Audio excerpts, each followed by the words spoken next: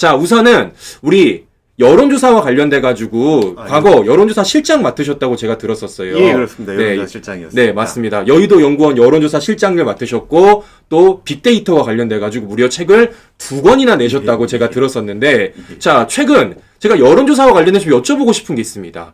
특히 리얼미터와 관련돼서 제가 여쭤보고 싶었던 게 있었는데요. 오늘 여론조사 결과가 하나 나왔습니다. 자, 무엇이냐? 윤석열 대통령 여론조사가 34.7%로 2.1%가 내렸어요.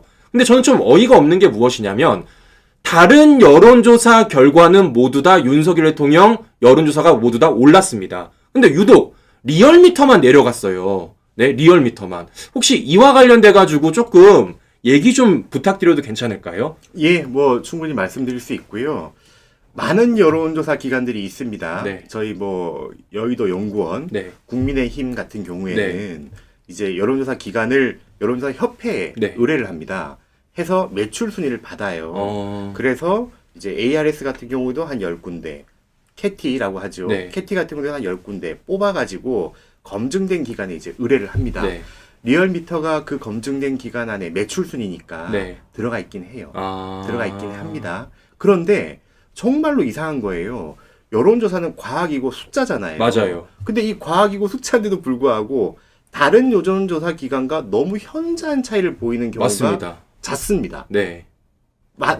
이게 너무 잦아요. 그게 뭐냐면 특히 정당 지지도 한번 봐주셔야 돼요. 국민의힘 정당 지지도가 낮다, 뭐 민주당이 높다, 그래서 틀렸다. 이건 절대 아니에요. 이건 과학으로 가야 되니까. 하지만 많은 조사 기관들이 똑같이 조사를 했을 때 엎치락 뒤치락 정도는 하거든요. 최근 국민의힘 여론조사 결과는 조금씩 올라갑니다. 조금씩 올라가고 있습니다. 명확하게. 그런데 이상하게 리얼미터만 언제나 민주당 지지율이 10% 이상 올라가 있어요. 제가 이걸 볼 때마다 야, 이게 과연 가능한 일인가? 그러니까 수학적으로, 과학적으로 가능한 일인가라는 의문을 굉장히 많이 가지게 되고요. 그럼 어떻게 되느냐? 이 조사 기관이 한 많은 조사 결과에 대해서 솔직히 의구심을 가지게 되죠. 그쵸. 많은 의구심을 가지고 있습니다. 그래서 조사를 할 때 되도록이면 이제 위탁을 하거나 할 때 조금 불편한 마음을 가지게 되는 경우가 솔직히 있죠. 너무 심한 거죠. 근데 이게 한 번 조사 결과를 붕 띄워놓으면은 갑자기 팍 못 낮춰요. 여론조사는 패턴입니다, 여러분.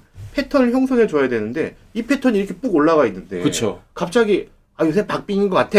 그럼 조절을 해요? 아이고, 그건 말이 안 되고 여론조사 심의기관들이 다 있기 때문에 거기서 이런 식의 일종의 저희 표현을 장난질이라 그러는데 이런 장난질을 하게 되면은 징계를 받습니다. 징계를 받고 대표님이 자격을 상실하거나 업체가 없어져요. 그래서 과거에 뭐 여러 선거에서 특정 후보가 갑자기 팍 올라가고 하는 조사를 했던 그런 기관들은 지금 검색해 보십시오. 활동 안 합니다. 안 합니다. 그리고 검색을 또 해보시면 대표자가 바뀌어 있는 경우가 굉장히 많습니다. 여론조사 기관을 대한민국 여론조사 업계에 대해서 이게 좀 부정적인 시각 가시는 분 많잖아요. 네, 맞습니다. 우리도 이제 우리 이 TV를 시청하시는 분들 많이 신뢰하지 않으실 거예요. 그 이유가 이제 요런 이제 결과가 과학적이지 않은 경우 때문에 발생되죠. 그러니까 아까 말씀해 주신 것처럼 리얼미터만 유독 정당 여론조사에서 민주당이 계속 앞서는 결과가 나타내고 있는데 이게 갑자기 국민의힘이 앞서는 결과가 나타나기에는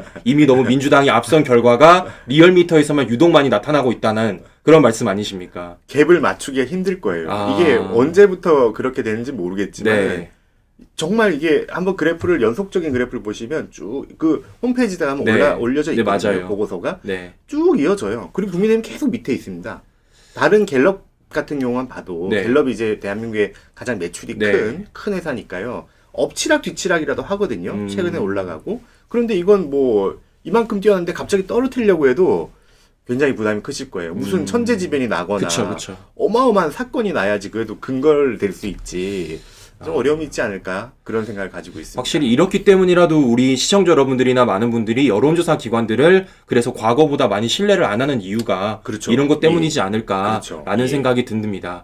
자, 그래서 여러분 이런 부분을 좀 여쭤보고 싶어요. 그래서 우리 시청자 여러분들도 그렇고 저도 그렇고 많이 속상했던 게 바로 어떤 점이냐면은 윤석열 대통령의 행보, 윤석열 대통령의 많은 활동에도 불구하고 윤석열 대통령 지지율이 그렇게 높이 뛰지 않는 부분 때문에 많이 속상해 하십니다. 우리 소장님께서도 대통령 비서실에서 나오신 지가 얼마 안 되셨잖아요. 예. 그런 부분에 대해서 좀 어떤 감정을 혹시 느끼신 게 있으신가요? 가슴 찢어지죠. 아, 가슴 찢어지죠. 네. 정말 환장합니다. 네. 환장하는데 네. 대통령님의 지지율이 사실은 지난 5월이라고 해야 될 것 네. 같아요. 얼마 전에 이제 갤럽 같은 경우에는 7월 이후에 네. 가장 7월 수준을 맞아요. 회복했다. 네. 이렇게 리포트가 나오는데 5월 이후에 사실 30% 초반부터 중반까지만 계속 왔다 갔다 하셨어요. 네. 이제 이런 상황이고 조금 이제 가슴 아픈 부분은 부정이 많고 잘 모름지기 좀 작아요. 작아요. 그게 좀 답답한 일인데 네. 그 사이에서도 오르락내리락의 패턴이 보이거든요. 네. 특히 해외 순방 같은 경우에 우리 VIP께서 한번 나가시면 지지율이 무조건 오를 수밖에 없는 게 성과를 그만큼 갖고 오세요. 맞아요. 성과가 어마어마합니다. 아니, 진짜. 갖고 오는 걸 어떻게 해요? 네, 네. 갖고 와서 턱 내놓으시고 네. 아니 너무 멋있지 않습니까? 네. 저는 아직도 그때 밤이었는데 네. 롱롱 타임 쏘고 이 순간 아, 잊을 수가 없죠. 저는 기절하는 줄 알았어요. 네. 그렇게 멋있는 행보를 보이고 그걸 통해서 성과를 가져오시고 그럼 지지율 당연히 오르죠. 네. 조만간 에이펙도 가셔야 되고 네. 조만간 이제 영국도 가십니다. 이 공개된 네, 행보니까 일정, 네. 제가 말씀드릴 수 네. 있을 것 같아요. 가시면 또 오르는 거죠. 그리고 최근에 민생 행보 많이 하셨잖아요. 네. 당의 지지율도 오릅니다. 네. 갤럽입니다. 네. 갤럽. 이 리얼미터가 아니고 네. 갤럽에서 보면 당의 지지율도 오르죠. 그리고 우리 국정 지지율도 올라요. 네. 이유는 이제 공매도라든지 민생 행보라든지 네. 불법 사금융이라든지 네. V가 가장 잘하는 일들이거든요. 이 약자 복지. 진짜 힘든 사람들 야 이건 잘못되지 않았어? 네. 딱 이러시거든요. 이거 아니잖아. 네. 이런 일을 하시는 그 순간인데 지지율이 오르는 게 당연하잖아요. 근데 떨어뜨려. 아니 다른 데서는 이제 떨어지죠. 물론 오차범위란 게 있습니다만 네. 과하게 얘기해서 네. 좀 지금 오르는 게 너무 당연한 상황이기 때문에 제가 좀 의아한 조사 결과를 보이는 데가 있다. 이런 얘기 좀 드리고 싶습니다. 아.